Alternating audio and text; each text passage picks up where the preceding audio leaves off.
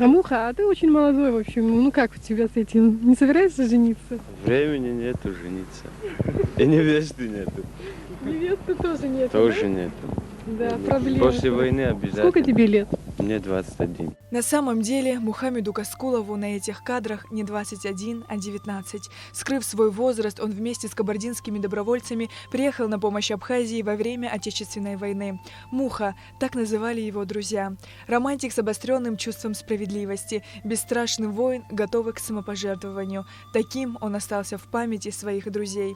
Цира Габня познакомилась с Мухаммедом Каскуловым во время войны в Гудауте, в штабе Конфедерации горских народов Кавказа. Любимый младший брат, который отличался от всех, вспоминает о нем сегодня Цира со слезами на глазах. Не только вот вся его физическая натура, вот восприятие светлое, да, но он был еще внутренне очень красивым.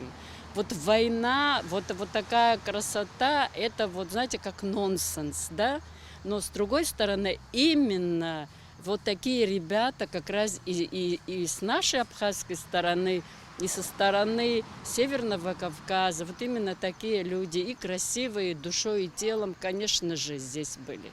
Юный воин Муха воевал в легендарной боевой группе «Кабарда» под командованием героя Абхазии Гена Карданова. Команда принимала участие в Шромском наступлении, в боях на Восточном и Гумистинском фронтах. Во всех операциях принимал участие и Мухаммед Каскулов. Вспоминая слова друга Мухаммеда, Вадима Иналова, Цира рассказала об одном событии, которое произошло с Мухой во время Миркульского наступления. Вот уже наступление, говорит, завершается, мы, говорит, там с Завьялова, Ира и так далее, вытаскивали, говорит, раненых и так далее, и вдруг, говорит, вроде все уже мы собрались, и Мухи, говорит, нету.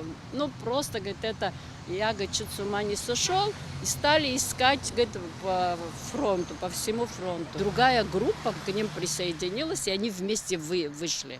И вот, говорит, и вот он как-то вот сейчас с болью и так далее, вот они обычно же не рассказывают, обычно же молчат. И вот вчера вот как раз он рассказал, а ты, говорит, знаешь, я его, говорит, один раз побил. Я говорю, как ты мог его побить? Он же не такой. Нет, говорит, когда, говорит, я его тогда вдруг, говорит, потерял, и когда, говорит, 2-3 дня мы, говорит, его искали и нашли, я, говорит, прямо подошел, говорит, и его, говорит, ударил. И мне от этого и сейчас тоже плохо, но я тогда... И потом, говорит, мы обе стояли, говорит, и плакали. Там был страшный бой на самом деле. Вот, и потому что, говорит, война уже, говорит, наступление закончилось, все живы, и вдруг, говорит, его нету. Тогда в Миркульском наступлении погиб друг Мухаммеда Зубер Дешеков. Во время войны про Зубера написал песню их боевой друг Роберт Амальчиев, который тоже сложил свою голову за свободу Апсне. Это кадры перед предстоящим январским наступлением 1993 года. В кругу боевых друзей Мухаммед исполнил ту самую песню о Зубере Дешекове.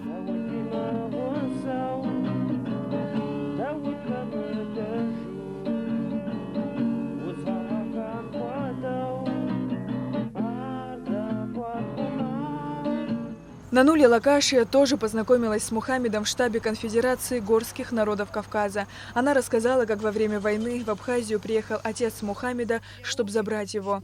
Слезы и слова отца: «Ты уже отвоевал, тебе пора домой, Нанули не забудет никогда». Вот эта картина меня сейчас, честно говоря, преследует перед моими глазами, слезы отца.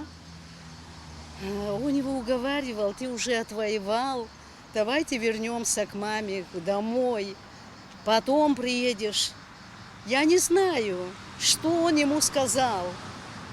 Мы, в общем-то, очень тихо ему, наверное, я могу предположить, что ему сказал. Наверное, сказал, надо защищать народ.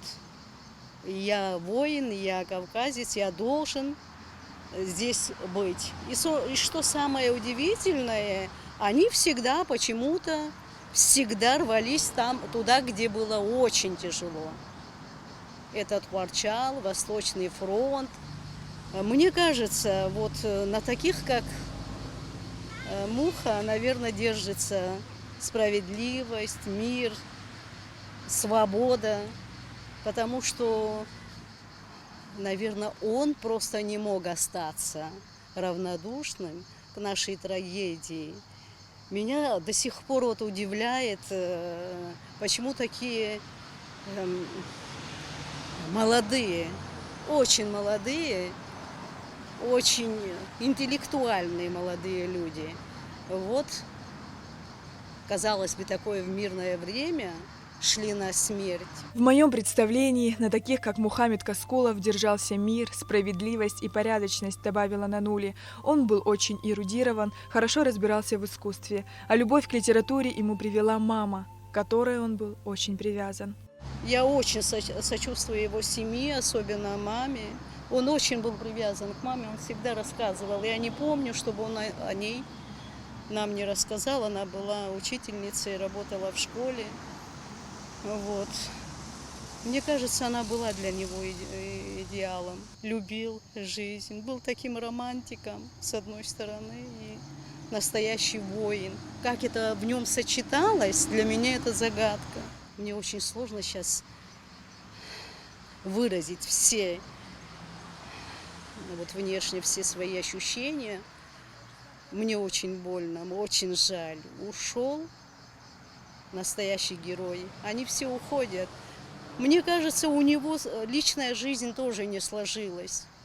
Я считаю, что если бы не наша война, в его жизни все сложилось по-другому.